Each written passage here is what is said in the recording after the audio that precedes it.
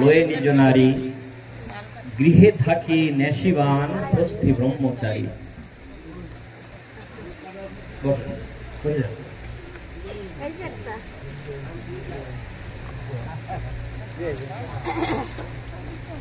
প্রথমে প্রণাম জানাই দলিতের মুক্তি সূর্য পূর্ণ ব্রহ্ম শ্রী শ্রী হরিচাঁদ জগন্মাতা শান্তি দেবীর রাঙা পায়। প্রণাম জানাই তাদের উত্তরসূরি পতিত পাবন গুরুচাঁদ মাতা সত্যভামার যুগল চরণে। তারপরে প্রণাম জানাই অধ্যকার এই হরিবাসরে উপস্থিত সকল ভক্ত ও ভক্তাদের চরণে। ঠাকুর হরিচাঁদ পূর্ণ ব্রহ্ম হরিচাঁদ তাকে বলা হয়। তিনি বলেছিলেন তার আশা, তার অবতার, তার জন্মগ্রহণ এই পতিত সমাজে বা পৃথিবীর বুকে এক নূতন অধ্যায়ের সৃষ্টি করেছিল। তিনি আসার পূর্বে তার প্রতিজ্ঞা ছিল, আমি এক হরি নাম মধ্যে গুণ দিয়ে সব নিজ জনে করাইব পরম বৈষ্ণব। যখন তিনি এলেন, আসার পরে তার শুভ পরিণয় করানো হলো জগন্মাতা শান্তি দেবীর সঙ্গে। একদিন মাতা নীরবে নিভৃতে বসে চোখের জল ফেলছেন। ঠাকুরের দৃষ্টি এড়াতে পারল না সে কথা।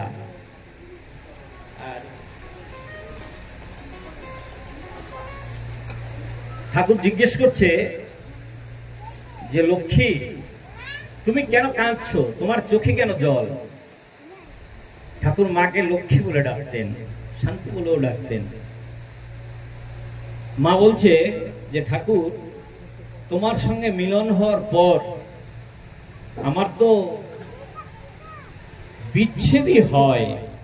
মিলনের পরে যে বিচ্ছেদ, সেই বিচ্ছেদের আশঙ্কায় বুকটা দুরু দুরু করে উঠল, আর সেই বেদনা আমার চোখ দিয়ে অশ্রু হয়ে গড়ে পড়ল।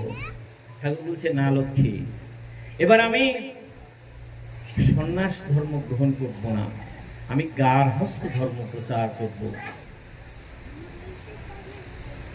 ঠাকুর বলছে, করিবে গার্হস্থ্য ধর্ম লয়ে নিজ নারী, গৃহে থাকি নেশিবান প্রস্থি ব্রহ্মচারী।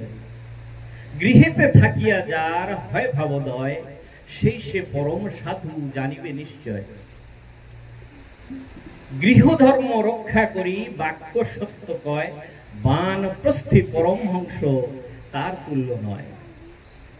মায়ের মনে সন্দেহ, কারণ এর পূর্বে এমন কখনো ঘটেনি।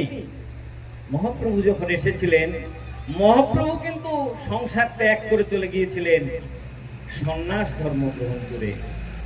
কিন্তু শেষার্ধে তিনি বলেছিলেন, অশ্বমেধ গোবালম্ব সন্ন্যাস ফলপৈতৃকম দেবরেণ সুতুৎপত্তি কলৌ পঞ্চ বিভাজ্যতে। কলিকালে এই পাঁচটি, অশ্বমেধ, গোমেধ, অশ্বমেধ, গোবালম্ব, সন্ন্যাস, ফলপৈতৃকম অর্থাৎ পিতা মাতা মারা গেলে ঘটা করে মাংস খাওয়ানো, এবং দেবরেণ সুতুৎপত্তি বংশ রক্ষা করার জন্য দেবরের দ্বারা পুত্র উৎপাদন করে বংশ রক্ষা করে, পাঁচটি বর্জন করে গেলেন মহাপ্রভু। তাহলে কি করা হবে না? গার্হস্থ্য ধর্ম। কিন্তু গার্হস্থ্য ধর্মে এসে কি করে সেই ঠাকুরকে লাভ করা যাবে? গার্হস্থ্য ধর্মে তো লোভ লালসা সবকিছু রয়েছে। তাই ঠাকুর বললেন, দেহের ইন্দ্রিয় বশ করেছে যে জন, তার দর্শনে সব তীর্থ দর্শন। নূতন কথা, নূতন থেসিস, নূতন মতবাদ তিনি পৃথিবীতে দিলেন, ভক্ত সমাজে দিলেন। সকলের মনে সন্দেহ। তাই ঠাকুর তার লীলা তো করলেন। ৬৬ বছর বয়সে তিনি ইহলীলা সম্বরণ করলেন। ওই বাচ্চাটার থামাই ধরে ইহলীলা সম্বরণ করলেন, দিয়ে গেলেন সমস্ত ভার গুরুচাঁদের পর। ভক্তরা আকুল হয়ে কাঁদছে, ঠাকুর তুমি চলে যাবে? তুমি যেও না ঠাকুর, তুমি গেলে আমাদের এই অতৃপ্ত আত্মা এ যে আর কোনদিন তৃপ্তি পাবে না। কারণ আমরা তো হাজার হাজার বছর ধরে এক বেদনায় ভুগছি, বেদনার অশ্রু আমরা বরিশন করছি। তুমি যদি চলে যাও তোমার, তাহলে আমরা কাকে নিয়ে থাকবো? ঠাকুর সেখানে বলছে, আমি নাহি বসে পড়ব, আমি নাহি ছেড়ে যাব জানিও বিশেষ, গুরুচাঁদ দেহে করিনু প্রবেশ। বসতে হবে, বসে পড়ো, বসে পড়ো, পরে দেখা যাবে। গুরুচাঁদ দেহে করিনু প্রবেশ, গুরুচাঁদে ভক্তি করিস মোর মতো, যাহা চাবি তাহা পাবি মনোনীত যত। গুরুচাঁদকে রেখে গেলেন, তার সেই অসমাপ্ত কাজকে সমাপ্ত করার জন্য, অসম্পন্ন কাজকে সম্পন্ন করার জন্য তিনি গুরুচাঁদকে রেখে গেলেন। গুরুচাঁদ ছোটবেলা থেকে বাবার সঙ্গে যেতেন ভক্তালয়ে, তিনি দেখতেন, বুঝতেন যে আমার বাবার ভক্ত যারা, তাদের মনে কি ব্যথা। তাই ওই ব্যথা দূর করার জন্য প্রথমে কি প্রয়োজন ছিল না, গার্হস্থ্য জীবন। আমার বাবা গার্হস্থ্য ধর্ম দিয়ে গেছেন। গুরুচাঁদ তাই পরবর্তী সময় বলেছিলেন, সতরজ মিলনেতে গার্হস্থ্য জীবন, মোর পিতা হরিচাঁদ করিল গঠন। এই দুই তত্ত্ব মেলে যাহার জীবনে, সেই মোর শ্রেষ্ঠ ভক্ত হরিচাঁদ ভনে। কতজন রবে শুধু শতভাব লয়ে, কত যাবে রজপথে ধনমত্ত হয়ে। উভয়ের পরিণাম হাহুতার সার, এরা নহে খাঁটি ভক্ত আমার পিতার। আমার পিতার তারা খাঁটি ভক্ত নয়, তার মধ্যে শতভাবও থাকবে এবং রজভাবও থাকবে। উভয়ের শতরজ দুই কথা, ধর্মকর্ম দুই ধারা, দুই দিকে বহে। গুরুচাঁদ চেষ্টা করে মিলাতে উভয়ে, দুইটাকেই সে মিলালেন। কেমন করে? গুরুচাঁদ দেখলেন প্রথমে পেটের ক্ষুধা নিবারণ করার প্রয়োজন, আরো দেখো ধর্ম চিন্তা অতীব সুসার, কেমনে পালিব ধর্ম অন্য চিন্তা যা। অন্য চিন্তা থাকলে আর কিছুই থাকবে না। আপনি এখানে বসে আছেন, যদি আপনি মনে করেন যে না, ঘরে আমার আহার নেই, খাদ্য নেই, আমার ছেলে মেয়ে না খেয়ে আছে, এখানে কিছুতেই আপনার মন থাকবে না, মন চলে যাবে সেই বাড়িতে। তাই গুরুচাঁদ চেষ্টা করলেন যে কি করে এই গার্হস্থ্য ধর্মের প্রথম আহারের প্রয়োজন, খাদ্যের প্রয়োজন। তাই কি করলেন, কোথার্থ কিসে অর্থ খোঁজে সেই পথ, ব্যবসায় করে প্রভু বৃহৎ বৃহৎ। বড় বড় ব্যবসা তিনি করলেন। রাজসিক ভাবে প্রভু চলিবারে চায়, রাজকীয় তৈজসাদি আনিল আলয়। বহিরাঙ্গ ভাবে সব, এই কোন ভাব, এ ভাব নহে তো কোন সাধুর স্বভাব।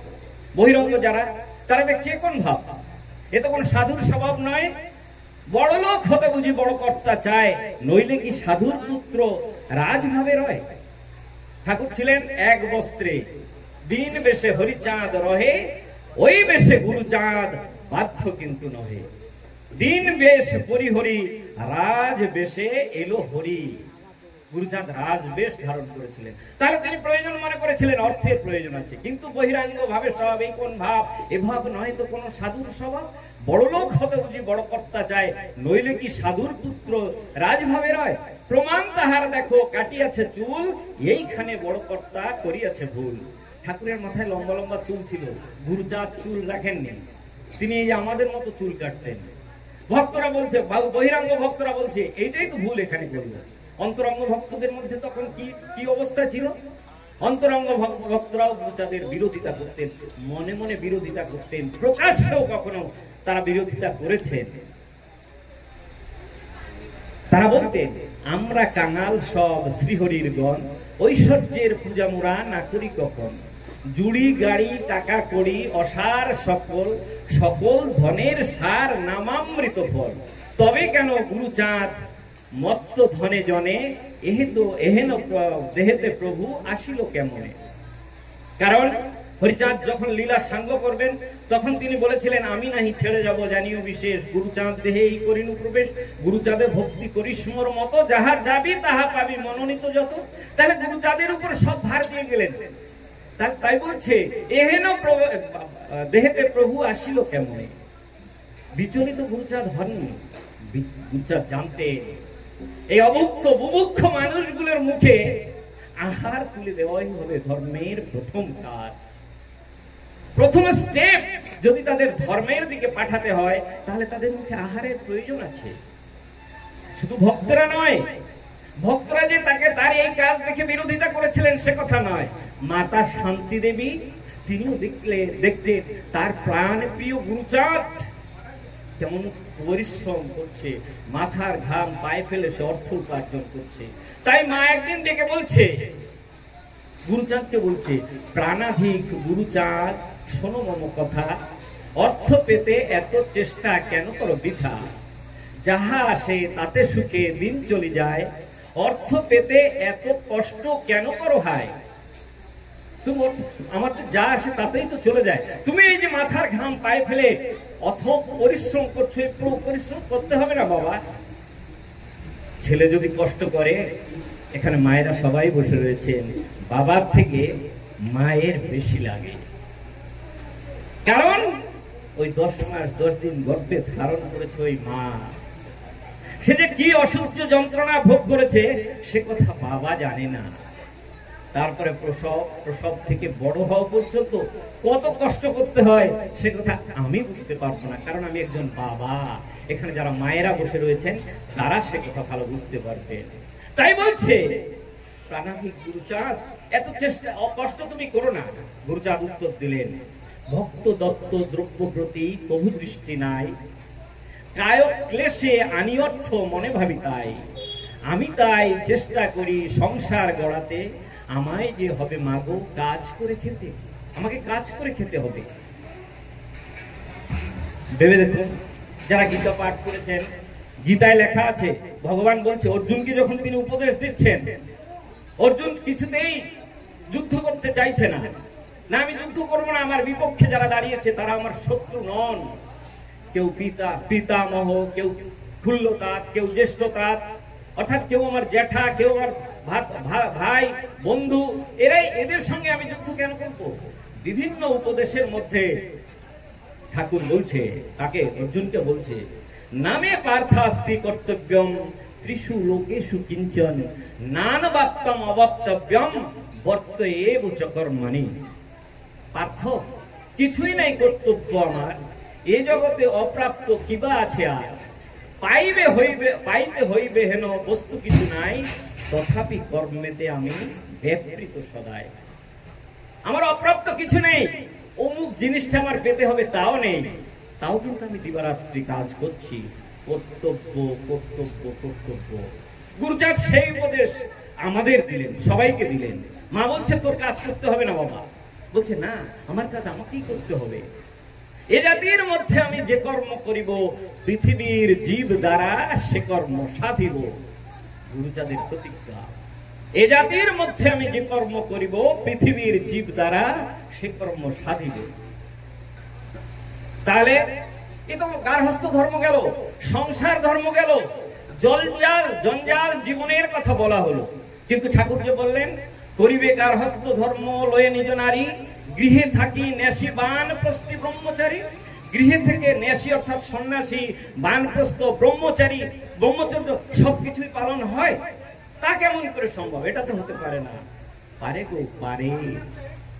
মতুয়ার বাজারে সেটা সম্ভব হয়েছে, এবং সম্ভব করার জন্যই ঠাকুর এসেছিলেন, হরিচাঁদ এসেছিলেন, গুরুচাঁদ এসেছিলেন, সঙ্গে এনেছিলেন তার ভক্তদের, তার পাগলদের। ছোট্ট একটি ঘটনা বলি। নকুলের কথা সবাই আপনারা শুনেছেন, গুরুচাঁদের পাগল তিনি।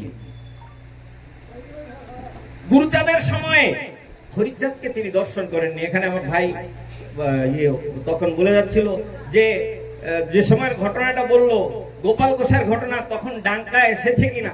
তখন ডাঙ্কা এসেছে। কারণ গোপাল গোসাই যখন ছিলেন, যখন এই মতুয়াদের সংস্পর্শে এলেন, তখন হরিচাঁদ ছিলেন না, হরিচাঁদ গত হয়ে গেছেন।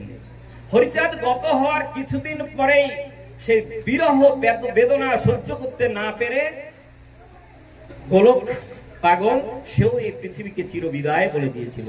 অতএব যখনকার ঘটনা আমার ভাই দুলাল বলেছে, তখন ডাঙ্কা আমাদের সমাজে ছিল, মতুয়া সমাজকে তিনি উপহার দিয়েছিলেন গোলক পাগল। যাই হোক, আমি যে কথা বলতে যাচ্ছি, নকুল পাল চৌধুরী তাদের নাম, তার নাম নকুল পাল চৌধুরী, এক ভক্ত, পরবর্তীতে ভক্ত হয়েছে। প্রথমে কিন্তু ভক্ত ছিল না, বা কেউ থাকে না ভক্ত। নকুল তেমনি করে ভক্ত না থাকলেও কিন্তু সুন্দর কীর্তন করত। নকুল সুন্দর কীর্তন করতে পারত। যেখানে তখন তো এত মহোৎসবের ছড়াছড়ি ছিল না। ঠাকুর তখন সবেমাত্র এসেছেন, তার লীলা সাঙ্গ করে চলে গেছেন। এত করে ভক্তদের মধ্যে তখন এই মহোৎসবের ছড়াছড়ি হয়নি, প্রচার প্রসার ঘটেনি। কি করতেন নকুল? যেখানে এরকম হরিসভা মহোৎসব হয় সেখানে যায়, সেখানে গিয়ে যে গান জানে, একটু আগে বাবাজি যেমন কীর্তন করলেন, খুব সুন্দর কীর্তন করেছেন, তেমনি করে কীর্তন করতেন। সবাই তার কীর্তন পছন্দ করত, তাকে ভালোবাসতো।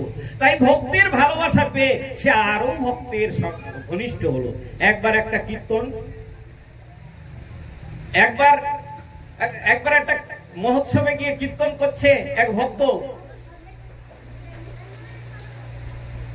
সে মানুষ ছিল কোন দেশে, ও সেজে বিধির বিধান নয় কো সেজে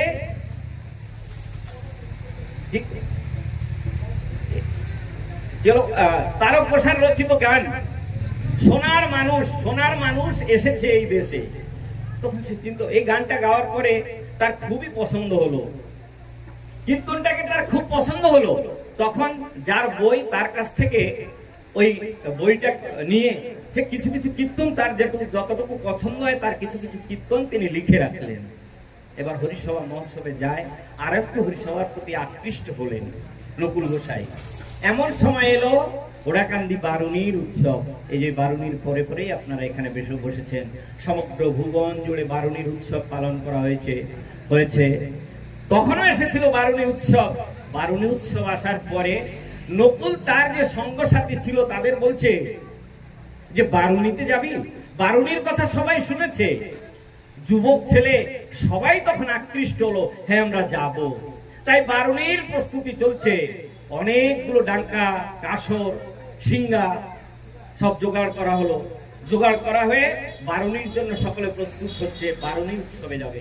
এলো সেই শুভ দিন। 300 ভক্ত, যারা হয়তো তাদের গলায় মতুয়ার মালা নেই, তথাপি 300 ভক্ত ওই নকুলের সঙ্গে সঙ্গে বারুণী মেলার দিকে গেল। পার হয়ে যখন কীর্তন করতে করতে ওই ঠাকুর বাড়িতে ঢুকেছে, গুরুচাঁদ গদি ঘরে বসে আছেন। তিনি দেখছেন ওই নকুল দলপতি কিভাবে কীর্তন করতে ঘরে ঠাকুর বাড়িতে ঢুকছে, এবং তার পেছনে যে অনুগামীরা রয়েছে তারা কত ভাবে বিহ্বল হয়ে কীর্তন করছে, সে কথা দেখার পরে গুরুচাঁদ ডেকেছে নকুলকে, ইশারা করে ডেকেছে, তুমি এদিকে এসো। কীর্তন থামার পরে নকুল গেছে ঠাকুরের কাছে। ঠাকুর বলছে, নকুল তুমি মাঝে মাঝে ঠাকুর বাড়িতে এসো। ঠাকুর ডাকছে, তুমি মাঝে মাঝে ঠাকুর বাড়িতে এসো। নকুল শুনলো। মহোৎসব শেষ হলো, বারুণী মেলা শেষ হলো। নকুল এবার দেশের দিকে যাবে, গ্রামের দিকে যাবে। ঠাকুরকে আবার গিয়ে প্রণাম করলো যখন, তখন ঠাকুর বলছে, তোদের পাড়ের কোনো কড়ি লাগবে না রে। নকুল অত বুঝতে পারেনি। মধুমতির ঘাটে এসে হাজির হয়েছে। মধুমতি ঘাটে এসে যখন হাজির হলো, তখন জেলেরা জাল ফেলছিল নৌকা দিয়ে, বড় বড় 3খানা নৌকায় জেলেরা জাল ফেলছে। মতুয়া ভক্তদের দেখে তারা তখন কিনারায় এসেছে। কিনারায় এসে বলছে যে, শুনেছি মতুয়া ভক্তদের পার করে দিলে, তাদের সেবা করলে ফল ভালো হয়, তাই আমরা চাই কৃপা করে আপনারা আমাদের এই নৌকায় উঠুন। তখন নৌকায় উঠেছে। নৌকায় উঠার পরে নতুন সব তার বন্ধুদের বলছে, কিরে কি বুঝিস, কি দেখলি, আর কি শুনলি, কি শুনলাম আমরা। সবাই ভাব বিহ্বল হয়ে পড়েছে। কোথায় সে মধুমতি, আর কোথায় সেই ওড়াকান্দি? কি করে ঠাকুর জানতে পারলেন যে আমাদের পাড়ের আর কোনো পয়সা লাগবে না, কড়ি লাগবে না? তখন নকুল গান ধরেছে, তোরা কে যাবি আয় পারে, তোদের পাড়ের কড়ি লাগবে না রে। ভাব বিভোর হয়ে গেছে। শুধু নকুল নয়, দাড়ি মাঝি সবাই মিলে ভাবে এমন বিভোর হয়ে গেছে। ওই নদী পার করতে 2 ঘন্টা সময় লেগেছে। এদিকে ওদিকে 2 দিকেই ভক্তরা দাঁড়িয়ে আছে। তারা দেখছে নৌকার উপরে মধুমতি, যার ভীষণ ঢেউ, সে ঢেউয়ের মধ্যে, ঢেউয়ের সঙ্গে সঙ্গে এই প্রেমের ওই নদীর তরঙ্গের সঙ্গে সঙ্গে প্রেমের তরঙ্গ মিশে গিয়ে একাকার হয়ে গেছে। কে ভক্ত, কে ভগবান, কে দাঁড়ি, কে মাঝি, কিছুই আর জানার উপায় নেই। 2 ঘন্টা পরে তারপরে গিয়ে নদী ওপারে গিয়ে নৌকা থামলো। নকুল বাড়ি চলে গেল।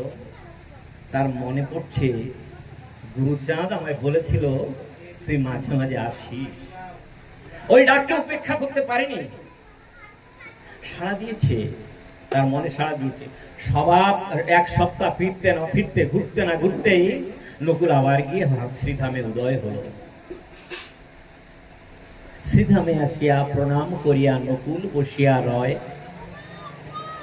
হাসিয়া মধুর কহিছে ঠাকুর, আসিলি কিসের দায়? হইছে নকুল হয়ে প্রেমাকুল, পারের কান্ডারি তুমি, কিছুই কহিতে কিছুই লইতে আসি নাই হেতা আমি। আমি কিছু বলতে আসিনি ঠাকুর, আমি কিছু চাইতে আসিনি, ইচ্ছে হলো তাই চলে এসেছি। কেমন আত্মনিবেদন, কেমন অকামনা প্রেম। ঠাকুর বলছে তুই কি চাস, কি চাইতে এসেছিস? কহিছে নকুল হয়ে প্রেমাকুল, পারের কান্ডারি তুমি, কিছুই কহিতে কিছুই লইতে আসি নাই হেতা আমি। কহিছে ঠাকুর, হাসিয়া মধুর কহিছে ঠাকুর, বলিলি কেমন কথা, কিছুই কিছু না কহিবি, কিছু নাহি নিবি, তবে কি আসিলি বৃথা? তুই কি তাহলে শুধুই এসেছিস? কেমন আত্মনিবেদন। ভক্ত বলছে কি আর চাহিব নাথ তোমার চরণ তলে, তুমি যার সে আবার কি চাহিবে ভূমণ্ডলে। তার কথার সঙ্গে নকুলের কথার কতদূর মিল তাই চেয়ে দেখুন। বলছে আমি কিছু নিতে আসিনি। ঠাকুর বলছে তাহলে তুই কি বৃথাই এসেছিস এখানে? যজ্ঞেশ্বর ঠাকুরের পাশে পাশে থাকতেন। যজ্ঞেশ্বর তখন নকুলকে ডাকলেন, এ নকুল এদিকে এসো, এদিকে এসো। বলছে যে পারের কান্ডারি, সে তোমায় পারে নিতে চাইছে, তুমি কেন মানা করছো? নকুল যেন বুঝতে পারছে সত্যি কি সে ভুল করেছে, তাই ঠাকুরের সামনে গিয়ে আবার দাঁড়িয়েছে। ঠাকুর জিজ্ঞেস করছে বল তুই কি চাস? ঠাকুর বলছে, নকুল বলছে আমি কিছুই চাই না ঠাকুর, তুমি কি দেবে আমাকে তাই দাও। কত সঠিক সিদ্ধান্ত। কারণ যে দাতা, যে দিতে চায়, তার দানের ভান্ডার যে কত বিশাল, কত গভীর। যে গ্রহীতা সে তো তার সন্ধান রাখে না। তাই ঠাকুরের পরেই ন্যস্ত করে দিল, তুমি কি দিতে চাও তাই তুমি দাও। কহিছে ঠাকুর, শোনরে নকুল, যা বলি করা চাই, 18 মাস স্ত্রী সহবাস করবি না বলি তাই। কি বলছে? আমি যা বলি তাই করা চাই, 18 মাস তুই তোর স্ত্রীর সহবাস করবি না। নকুলের মাথায় যেন তখন বজ্রাঘাত হলো। কারণ সবেমাত্র নকুল বিবাহ করেছে, 1 বছর এখনো উত্তীর্ণ হয়নি তার ভরন্ত যৌবন। ঘরে তার বিবাহিতা স্ত্রী, সে কি এটাকে কখনো অনুমতি দেবে? নকুল কি পারবে ঠাকুরের এই আদেশ রক্ষা করতে? চোখ বুজে মাথা না নেড়ে নকুল সেখানে দাঁড়িয়ে আছে। মনে মনে ভাবছে, ঠাকুর তুমি আমায় কি আদেশ করলে? এত আশা করে আমি এলাম, আর তুমি এমন আদেশ করলে যে আদেশ রক্ষা করা কোনো মতেই আমার সম্ভব নয়। নকুল চুপচাপ দাঁড়িয়ে থাকা দেখে, নকুলকে দেখে ঠাকুর বলছে, যদি না পারিস, কথা না মানিস, আসিস না ওরা কান্দি, আসুক তাহারা কথা মানে যারা, যারা নাহি জানে ফন্দি। তোর আসার প্রয়োজন নেই, আসুক তাহারা কথা মানে যারা, যারা নাহি জানে ফন্দি। এখান থেকে বোঝা যায় হয়তো নয়, হ্যাঁ এমনই ছিল যারা এই কথা মেনেছে, যারা এই কথা মেনে চলেছে, কামনাকে তারা বশ করেছে। তাই ঠাকুরের প্রথম সেই প্রতিজ্ঞা, আমি এক হরি নাম মধ্যে গুণ দিয়ে সব নিজ জনে করাইব পরম বৈষ্ণব। দেহের ইন্দ্রিয় বশ করেছে যে জন, তার দর্শনে সব তীর্থ দর্শন। নতুন বাড়ি ফিরতে ফিরতে মনে মনে ভাবছে, কি আশা করে গিয়েছিলাম আর কেমন কি হয়ে গেল। যা হোক, যা করেছি ভালোই করেছি। ঠাকুর তোমায় দর্শন করতে গিয়েছিলাম, তুমি আদেশ করলে, আমি তোমার আদেশ রক্ষা করতে পারবো কিনা জানি না, তবে তোমার উপরেই আমি আমাকে সঁপে দিলাম। তোমার আদেশকে তুমি রক্ষা করো। ভক্ত এবং ভগবানের যখন এরকম যুদ্ধ হয়, ভক্তই বারবার জিতে থাকে, ভক্তেরই জয় হয়। ভগবান কখনো জিততে পারে না, কারণ ভক্ত তার ভগবানের কাছে প্রার্থনা করে, হে ঠাকুর, এই পরীক্ষায় তুমি আমায় উত্তীর্ণ করো। কিন্তু ভগবান কাকে চাইবে আশীর্বাদ? কার কাছে গিয়ে তা চাইবে যে তুমি আমায় উত্তীর্ণ করো? নকুলও তেমনি করে নিজেকে সমর্পণ করে দিল ঠাকুরের পায়ে, তুমি তোমার আদেশ রক্ষা করো। বাড়িতে গেল, বাড়িতে গিয়ে আর নকুল স্ত্রীর কাছে ধরা ছোঁয়া দিচ্ছে না, সে স্ত্রীর কাছে আর যেতে চাইছে না। স্ত্রীরও কোনো আপত্তি তাতে নেই, কারণ সে তার অর্ধাঙ্গিনী, সহধর্মিনী। সে জানে যে আমার স্বামী কতদূর খাঁটি। হ্যাঁ, সে যদি আমার কাছে আসতে না যায় তাহলে তো ক্ষতি কিছু নেই। তবে সে তো অসৎ সঙ্গে মেশে না, কোথায় হরিসভা, কোথায় মহোৎসব, সেখানেই সে যায়, তাতে আমার আপত্তি কিসে? কিন্তু ভারতীয় নারীর এই তো বৈশিষ্ট্য, ভারতীয় নারীর এই তো চরিত্র। মহাপ্রভু চলে গেলেন বিষ্ণুপ্রিয়াকে ত্যাগ করে। বিষ্ণুপ্রিয়ার তখনও কিন্তু কোনো ছেলে মেয়ে হয়নি, সত্য বিবাহিতা, স্ফুলিঙ্গের মতো চেহারা, তাকে ত্যাগ করে মহাপ্রভু চলে গেলেন। বিষ্ণুপ্রিয়া একবারের জন্য কিন্তু অভিযোগ করেননি। মহাপ্রভু যখন ফিরে এলেন, মায়ের সঙ্গে দেখা করতে চাইলেন, একজনকে পাঠালেন, যাও আমার মাকে ডেকে নিয়ে এসো, মায়ের সঙ্গে আমি দেখা করতে চাই। সেই ভক্তের কাছে জিজ্ঞেস করেছিলেন, মহাপ্রভু কি আমাকে দেখার কথা বলেননি, আমাকে যেতে বলেননি? চুপ হয়ে দাঁড়িয়ে আছে। তাই দেখেছি বিষ্ণুপ্রিয়া বুঝতে পেরেছিল যে আমাকে দেখা করার কথা বলেননি। কি হলো?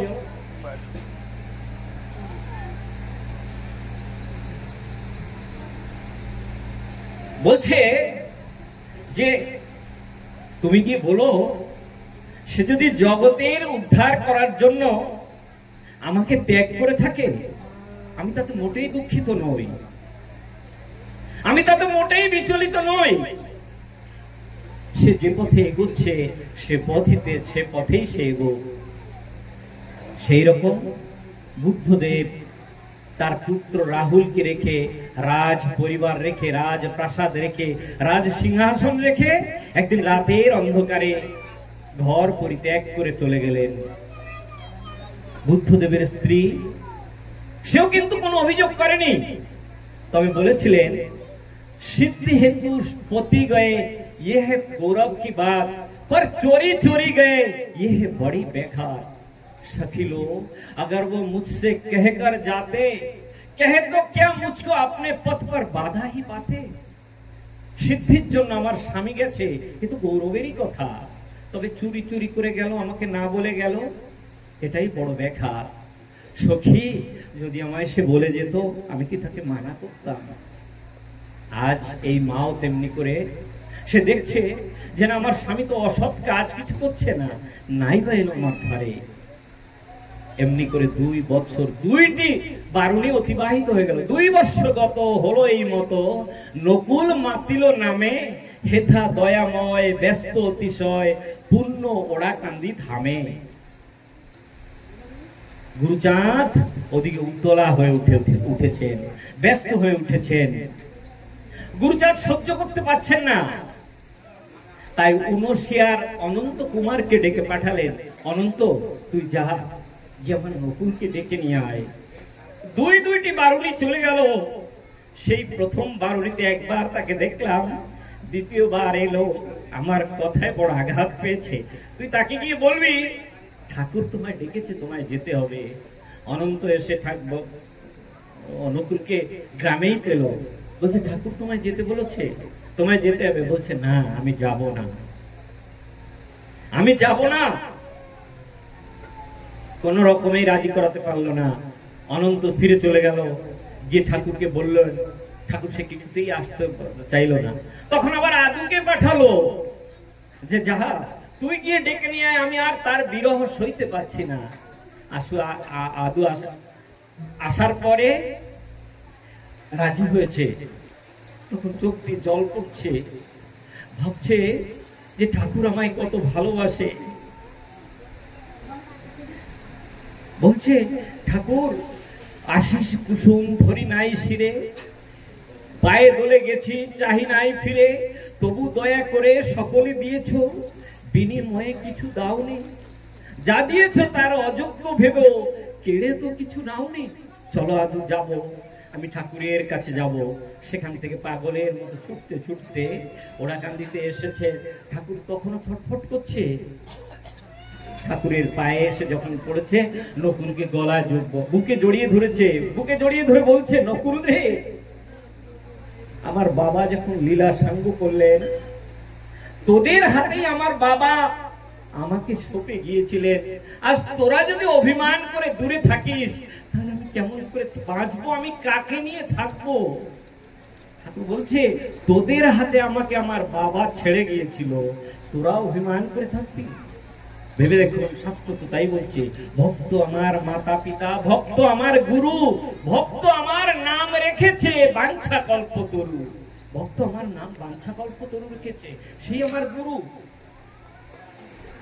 নকুল তখন বলছে, নকুল আর তোর কোনো ভয় নেই, তুই সে পরীক্ষায় উত্তীর্ণ হয়েছিস। 18 মাস থাকতে বলেছিল, নকুল 2 বছর সেখানে ছিল। তাহলে গৃহেতে থাকিয়া যার হয় ভাবোদয়, সেই সে পরম সাধু জানিবে নিশ্চয়।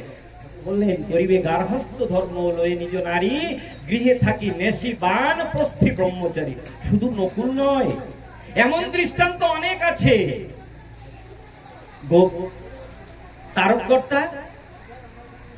তারককর্তার স্ত্রী চিন্তামণি দেবী যখন প্রথম প্রসব করবেন, মায়েদের প্রসবের সময় এক বেদনা আসে।